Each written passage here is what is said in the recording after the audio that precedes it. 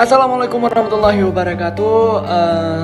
Saya Gufran. Pada kesempatan kali ini saya kembali akan mereview sebuah materi masih dengan mata kuliah yang sama, yaitu asuransi syariah, dan juga dengan pembimbing yang sama, yaitu masih Ibu Sri Murni. Pada kesempatan kali ini saya akan mereview materi yang berjudul Sistem Operasional Asuransi Syariah. Nah, asuransi syariah tersebut itu memiliki mekanismenya dalam menjalankan perusahaan asuransi tersebut.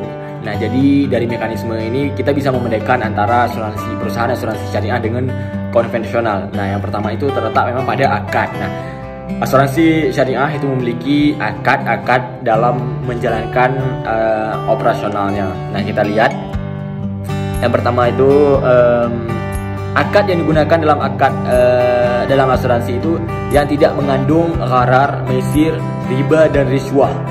Itu yang poin pentingnya. Jadi mereka terbebas daripada gharar, maisir, riba, riswah, barang haram, dan juga maksiat, sehingga pihak-pihak yang terikat akad saling bertanggung jawab. Jadi tidak adanya satu pihak yang dirugikan. Jadi mereka itu antara satu pihak dengan pihak yang lain itu mereka sama-sama menguntungkan. Jadi profit sharingnya itu dapat, bukan hanya satu pihak yang menguntungkan kemudian satu pihak lagi yang dirugikan, itu tidak. Kemudian untuk jenis akadnya sendiri yaitu akad tabaru yang digunakan dalam hubungan antara sesama pemegang polis, di mana peserta memberikan hibah yang akan digunakan untuk menolong peserta lain yang terkena musibah. Jadi dikumpulkan semuanya dana daripada anggota asuransi tersebut. Kemudian ketika ada peserta yang terkena musibah, nah dana terbaru itu yang akan digunakan sebagai uang kompensasi ataupun bisa dibilang sebagai hibah ataupun hadiah lah, uang agar membantu bisa meringankan beban yang ditanggung oleh peserta yang terkena musibah tadi. Jadi syarat sahnya akad saya sudah jelaskan sebelumnya, yaitu harus terhindar daripada gharar, maisir, riba, ataupun segala hal yang mengandung ketidakbaikan ataupun keburukan. Kemudian hubungan antara pemegang polis dengan asuransi menggunakan akad tijarah. Nah, di mana perusahaan bertindak sebagai mudarib ataupun pengelola dan sahibul mal ataupun perusahaan asuransi. Nah, perusahaan asuransi berperan sebagai underwriter, administrator, collector, and fund manage, atau kemudian kontribusi dari pemegang polis bukanlah dianggap sebagai pendapatan. Nah, perusahaan akan mendapatkan manajemen fee dari fungsinya sebagai administrator. Nah, dari pemanfaatan dana tabaru, apple of hibah, fund, kemudian perusahaan akan mendapatkan bagi hasil atau fee. Jadi sebagai uang mereka itu karena telah mengelola dana, jadi mereka mendapatkan bagian mereka tersendiri. Nah, perusahaan tersebut akan mendapatkan fee ataupun mendapatkan bagiannya yang menjadi hak mereka. Nah, untuk mekanisme pengelolaan dana tersebut,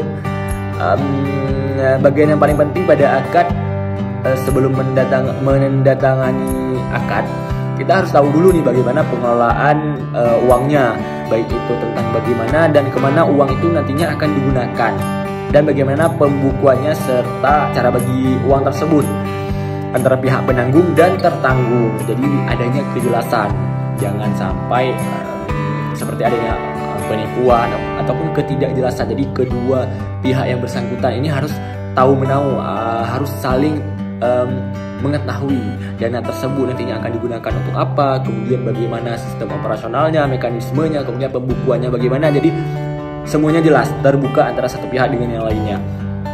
Kemudian perusahaan asuransi ini yang jelas sebagai pemegang amanah ya, seperti yang sudah saya katakan sebelumnya. Jadi mereka yang mengelola dana. Kemudian perusahaan sebagai pemegang amanah ini, mereka itu nantinya akan mendapatkan fee yang telah saya katakan sebelumnya dari ataupun upah ya, karena mereka yang mengelola dana. Jadi mereka ada bagiannya sendiri. Kemudian nah, manfaat asuransi ini sendiri, asuransi ini produk tabungan ya. Jadi bisa kita sama dengan kayak menabung di situ. Kemudian nanti ketika kita perlu, kita akan mendapatkan ataupun itu, dan juga bisa diwariskan kepada ahli waris. Jika peserta ditakdirkan meninggal dunia dalam masa perjanjian, maka ahli warisnya yang akan memperoleh. jadi bisa diturunkan. Dan dana rekening tabungan yang telah disetor, bagian keuntungan dari hasil investasi mudharabah dari rekening tabungan, selisih dari manfaat takaful awal rencana dengan premi yang sudah dibayar. Nah, kemudian kedua itu bila peserta mengundurkan diri sebelum perjanjian itu berakhir. Nah, bila peserta mengundurkan diri sebelum perjanjian itu berakhir, jadi mereka masih terikat dalam sebuah perjanjian tersebut, tapi si peserta ini mengundurkan diri, nah maka peserta akan memperoleh dana yang telah disetor. Nah, bagian keuntungan atas hasil investasi mudharabah dari rekening tabungan. Jadi dia tetap dikembalikan, uangnya itu akan diberikan kembali. Dalam operasionalnya asuransi syariah yang berbentuk bisnis, sumber biaya operasional sangatlah penting dalam menentukan perkembangan dan percepatan pertumbuhan industri. Nah, lain halnya dengan asuransi syariah yang berbentuk sosial, mutual, koperasi. Asuransi syariah yang bersifat sosial tentu tidak terlampau mengutamakan aspek bisnis atau perolehan profit. Jadi mereka itu lebih mengutamakan nilai-nilai sosialnya, bagaimana mereka bisa bermanfaat bagi sesama. Kemudian tetapi lebih mengutamakan aspek manfaat. Nah, sebesar-besarnya bagi anggotanya, sebagaimana fungsi utama asuransi syariah, yaitu saling tolong menolong ataupun ta'awun. Kemudian yaitu saling menolong dalam kebajikan dan takwa. Terdapat 4 sumber biaya operasional dalam asuransi syariah, yaitu yang pertama yaitu bagi hasil surplus underwriting.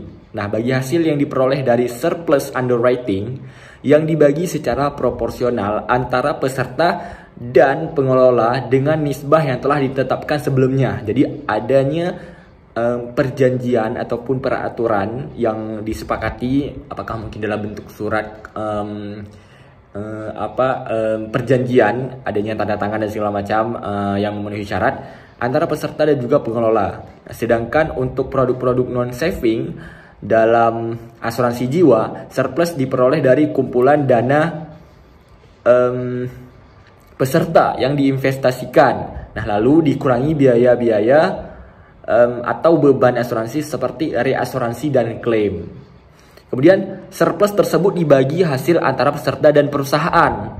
Nah, bagian perusahaan inilah yang diambil sebagai biaya operasional sebelum menjadi profit perusahaan. Nah, inilah dana yang akan dikelola oleh perusahaan sebelum itu menjadi keuntungan bagi mereka.